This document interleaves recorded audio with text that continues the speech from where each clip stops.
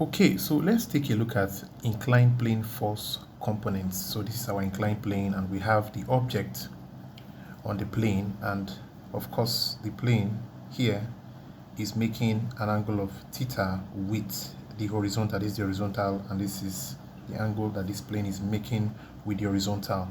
And of course I just completed it, and we have our right angle triangle here. So of course, this object the force of gravity will act on the object, and we know that the force of gravity is always perpendicular to the surface of the earth. So, and that value, the force acting on this object, is always equal to its weight. And what's the value of the weight? We know that the weight of this object is equal to its mass times the acceleration due to gravity. And we know that the weight of the object is also the exact force of gravity on the object. So that force that is acting on this object, that is now being perpendicular, that's trying to pull the object down and is perpendicular to the surface of the earth, has this value, the mass of the object itself times the acceleration due to gravity. That's mg. So this is the exact value of the force that is trying to pull this object in this perpendicular, or this very vertical straight path. So let me just fix the force. So it's mg. So mg is the value of the force acting on the object. So, but we know that there is another component of this force that's going to act perpendicular to this particular plane, and it's going to go this way. So let me extend this one first so that we'll have enough space. So it's going to go this way. Yes. So that's a component of this force also that's acting in this way, and is acting as a normal force trying to hold the plane from falling this way. So now that we know that this force acting this way is a component of this particular weight, or this particular mass times gravity, we can try to find this. And we can also break this down to another component of this force that will try to pull the block down this way. That component will go this way. Let me use a different marker. So that one is going this way. So a component of this one also that's going to try to pull the block down. If actually the block is going to slide down, that will be the exact force. A component of this one, that will be the exact force that will pull it down. Still a component of this mass times gravity. And of course, we could also say that this force is also, is also acting in this way, or we could also say we calculate it here. So once we get the force this way or this way, we have gotten this one. Once we calculate this one using our trig, in our knowledge of trigonometry, once you get this one, you've gotten this one. So let's start with this one, the force acting perpendicular to the plane. So now we know that this triangle alone is a right angle triangle, and we know that this is theta and this is 90. Right angle, this is 90. Of course, that means these two angles must also add up to what? 90. So, or we could just say 90 minus this gives you this. Since this angle here and this one will sum up to 90, you already have 90 here. Everything is 180. You already have 90 out of the whole 180. So it means these two sum up to 90. Since you already have this one, definitely this one will be 90 minus theta. So write that one out. You have 90 minus theta here. So that's it. Gives you this one. So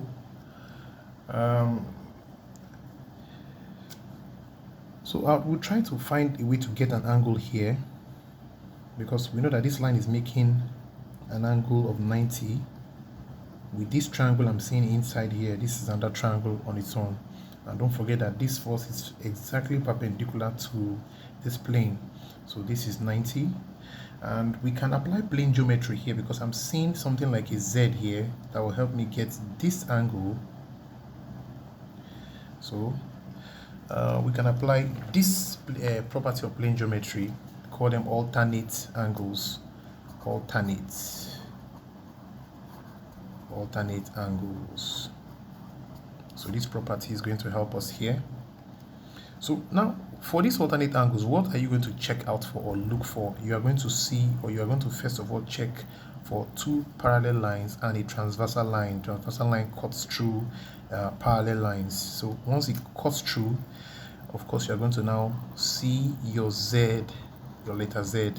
And once you see that Z, it means that this angle and this angle are the same. They are alternate. Even you can now bring out the Z and you have it this way. But make sure you know that, and you are sure that this line and this line are parallel to each other to have a perfect proof for the fact that this angle and this angle are the same. So, and it could even be this way. Most times you just have to start turning your book to see the Z and see the fact that they are parallel, the line and this line, they are parallel. So once I bend my paper this way, okay, let me do it this way to show you that now I'm seeing this Z and I can see the Z here also. Let me use a different marker to show you the Z. So since I can find out that this is this angle here and this one here are alternate, since I've seen my Z, that's like a mnemonic to help you get it, a quick trick to help you see that, okay, this angle and this angle are alternate and they are the same. So I found a Z here, so this is the Z.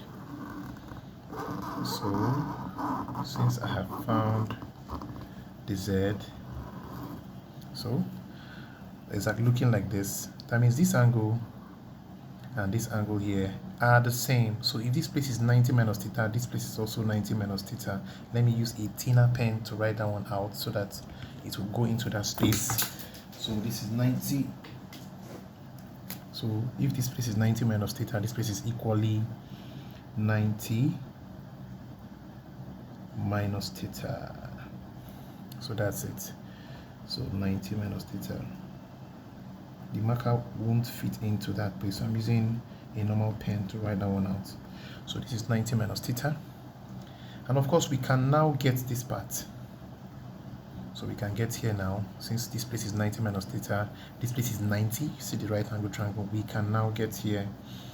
And how do we get here? We just say 180 minus 90, or we just add this 90 plus this 90 minus theta, then remove from 180, we'll get this one. Since it's also a triangle, a right angle triangle, so we're going to say 180 degrees minus the sum of this 90 minus theta minus 90 degrees minus theta plus this 90 degrees. So this 90 plus this 90 gives me 180. So I have 180 degrees minus 90 plus 90 is 180. I still have my minus theta there, minus theta. So now if I should open the bracket, I have 180 degrees minus times the plus here gives me minus, right at my 180 degrees. Then minus times minus is plus, then I have my theta. So minus 180 plus 180 cancels out. I'm left with just theta. So that means this place is actually theta. So finally, we can now work with this whole triangle. So I will extend the triangle to this part. So I have this triangle. Once I can calculate this value, it means I've gotten the component of this one that is acting perpendicular to the plane. And also once I get here, it means I've also gotten here. Remember, once you calculate here, you have gotten here. So I can equally extend the triangle. Now I have a bigger triangle now. I've gotten the angle here that I need to help me calculate. And of course, this part of the triangle is MG. Don't forget that that's acting like my hypotenuse. So let me first get this one, this value here. Let me call this one P.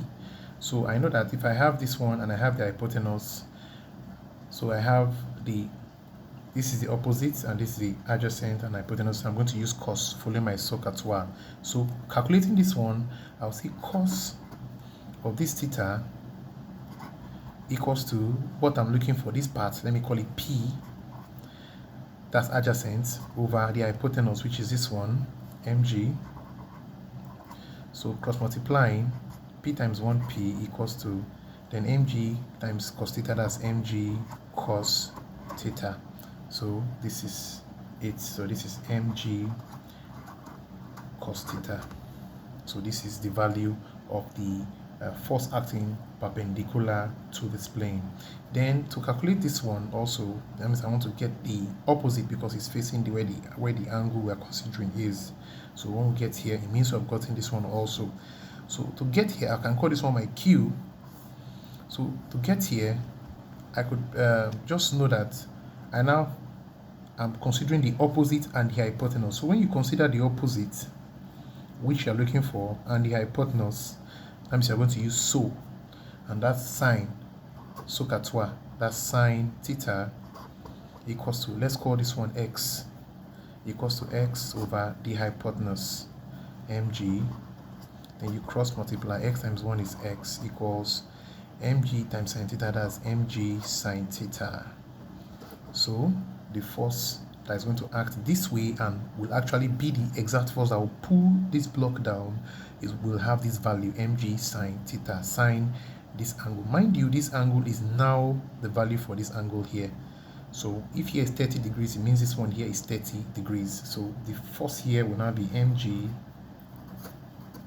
sine theta. It's actually the same one that's acting this way too. So this one here is easier for us to get and get into one. If you get this one, it means you've gotten this one. So these are the force components for an object on an inclined plane. So force acting this way will be mg sine theta. The force acting this way perpendicular to the surface of the earth is going to be mg, and the force acting this way perpendicular to the plane itself is going to be mg cos theta, and it works all the time for every object on an inclined plane. I hope this helps. God bless you.